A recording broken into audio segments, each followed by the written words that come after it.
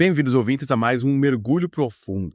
Dessa vez vamos mergulhar na história do Natal e você nos mandou uns trechos bem interessantes. É verdade, o Natal é um conjunto de tradições. É isso aí. E a gente vai investigar essa história a fundo, separar os fatos das lendas.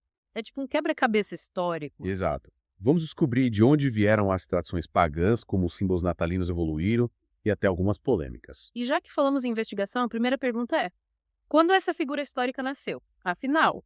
A gente pensa que tem uma data certa, né? Pois é. Mas os trechos que você mandou mostram que essa data é um mistério. É isso aí, os textos mencionam que o nascimento pode ter sido entre 6 e 4 a.C.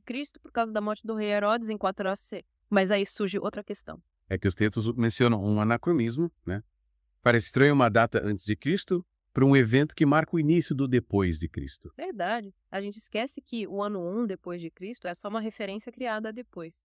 Não quer dizer que o nascimento foi exatamente o ano 1. Então a data exata do nascimento é um mistério. Uma mistura de história e especulação. Ok. Mas sabe o que me intriga? Os textos falam que várias tradições natalinas vieram de festas pagãs bem antes do Natal cristão. É verdade. E essa mistura fica clara quando a gente olha as festas romanas.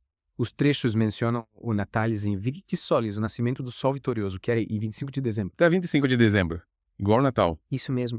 Essa festa romana tinha raízes pagãs e celebrava o deus Sol persa Mitra, na mesma época que hoje é Natal. E tem mais. Os textos falam na Saturnália, outra festa romana com árvores decoradas e troca de presentes. Aí a gente vê as festas pré-cristãs se misturando com a tradição cristã. E o texto diz que no século III a Igreja Católica adotou e remodelou essas festas pagãs e transformou em cristãs. Que mudança radical, né? É fascinante ver as tradições evoluindo. A igreja provavelmente quis tornar o cristianismo mais acessível aos pagãos usando elementos já conhecidos. Então as tradições que amamos no Natal vieram de festas pagãs. Isso quebra a ideia de uma origem pura do Natal e faz a gente repensar essas tradições. Falando em tradições, vamos ao Papai Noel. Os trechos dizem que ele veio do folclore e não da religião. Sim, ele evoluiu do São Nicolau, um bispo da Ásia Menor, para a figura que conhecemos hoje. Uma mistura de história, lenda e cultura. Mas o texto usa um termo forte, mentira e engano, porque as crianças acham que ele dá presentes a todos. Verdade. Isso levanta questões sobre o psicológico e a ética dessa crença? Será que criamos expectativas falsas? E quando elas descobrem a verdade? Mas pensar nas mensagens que passamos numa festa que deveria ser sobre generosidade. E me lembra da árvore de Natal. Sabia que também tem origem pagã. Sim. As culturas germânicas e nórdicas reverenciavam árvores tipo a árvore do mundo. O texto fala de Odin, um deus nórdico, sacrificando seu cavalo Sleipnir na árvore do mundo, mostrando a importância das árvores antes do cristianismo. E o texto fala de São Bonifácio trocando o carvalho de Odin pela árvore de Natal, misturando crenças pagãs com o cristianismo. Impressionante como essas crenças antigas estão no nosso Natal moderno. Mas os trechos criticam como Natal é hoje, mostrando o contraste entre a extravagância e a conexão humana. Sim, o texto critica o Natal moderno por ser comercial focado em coisas materiais e não em valores. O texto coloca lado a lado a decoração natalina luxuosa com o abandono de serviços essenciais, tipo hospitais. Faz pensar. Levanta questões sobre o impacto do consumismo no Natal. Como nossos hábitos afetam quem precisa de ajuda? Será que perdemos o espírito do Natal? É uma conversa difícil, mas importante agora que estamos no Natal. É um contraste que faz a gente pensar, né? De um lado, a alegria e a fartura do Natal e do outro, a realidade de quem enfrenta dificuldades. É tipo um Natal para quem tem tudo e outro para quem está lutando para sobreviver. E os trechos que você mandou mostram que essa diferença aumenta no fim do ano. Enquanto uns compram presentes caros, outros lutam para ter o básico. O texto usa a palavra desumano para falar dessa diferença entre o luxo do Natal e a falta de atenção com as necessidades básicas. É forte, né? Mostra a preocupação do autor com a nossa sociedade. Ele quer que a gente olhe além do superficial e veja as implicações do Natal. Um chamado para a gente repensar nossas ações e como podemos fazer um mundo mais justo nessa época. O autor quer que a gente mude o foco do consumo exagerado para uma celebração mais verdadeira. Ele não critica só as pessoas, né? O texto fala que até as igrejas caem nessa armadilha da extravagância, gastando com decoração em vez de ajudar a comunidade. É uma crítica a essa inversão de valores tanto pessoal quanto das instituições. O autor diz que a fé de verdade se mostra em ações e não só em aparência. É um lembrete de que o espírito natalino tem que ir além do nosso círculo e incluir quem precisa de ajuda. Me fez lembrar da nossa conversa sobre as origens pagãs do Natal. A gente acha que a história é linear, mas vendo como as tradições se misturaram, parece que ela é mais como um rio com várias correntes se encontrando e mudando de curso. Concordo. E essa ideia do rio se encaixa no que a gente está falando.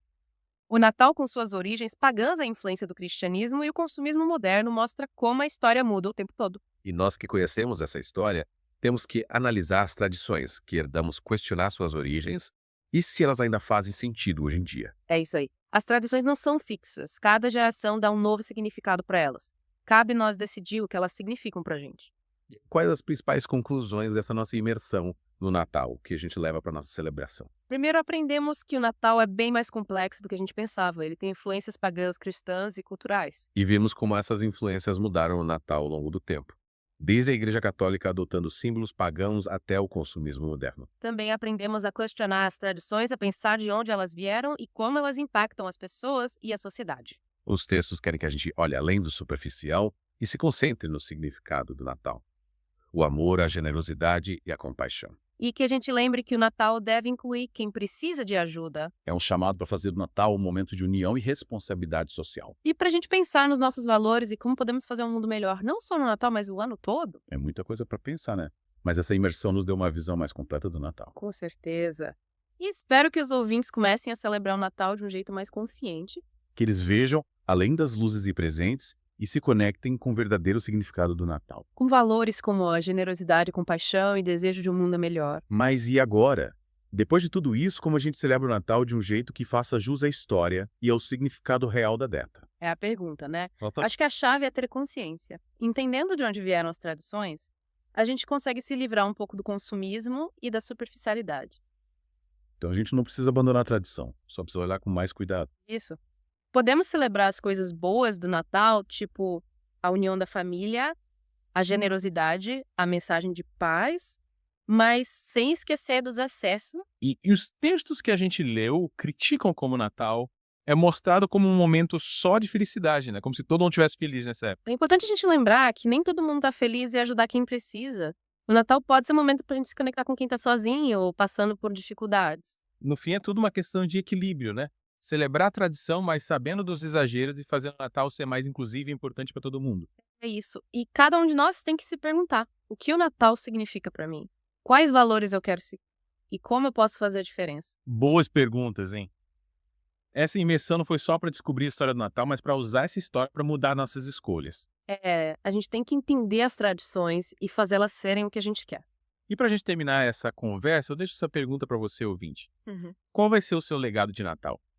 Como você vai celebrar essa data de um jeito que seja verdadeiro para você e que faça diferença para o mundo? Que esse Natal seja um momento pra gente pensar, agir e fazer a diferença. Obrigado por mergulhar com a gente nessa história. Esperamos que você tenha aprendido mais sobre a história do Natal. Desejamos um Feliz Natal cheio de alegria, união e significado.